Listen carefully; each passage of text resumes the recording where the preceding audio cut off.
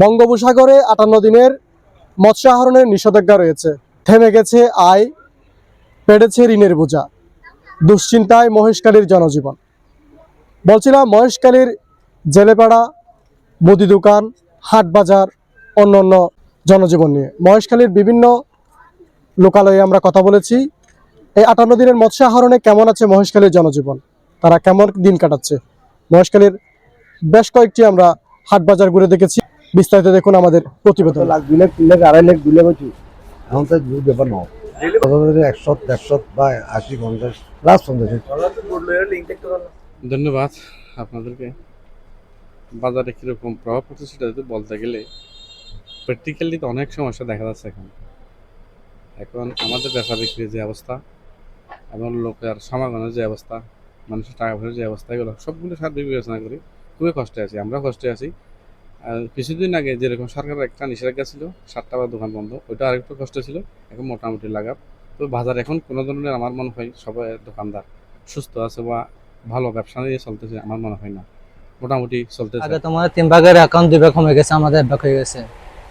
তো আমরা তো সাগরের ব্যবসায়ী, আমাদের তো সাগরের ব্যবসা নিয়ে আমাদের ব্যবসা হয়।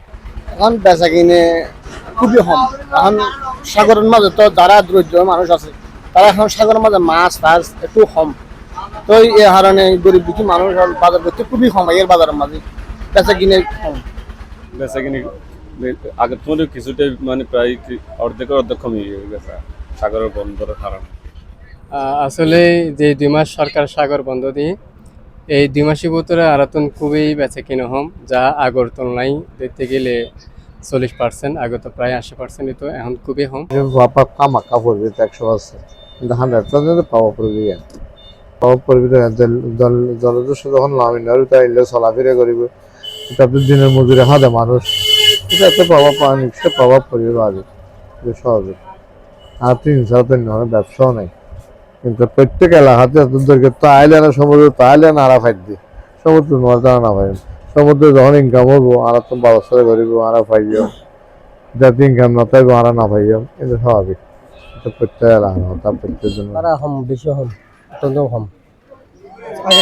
আগে বাড়া বেশি পড়ছে, হুজুরে তো 1200 টাকা 1500 টাকার মতো বাড়া দিতাম। এখন 2700 টাকা 700 500 600 টাকা দিলে খুব কম।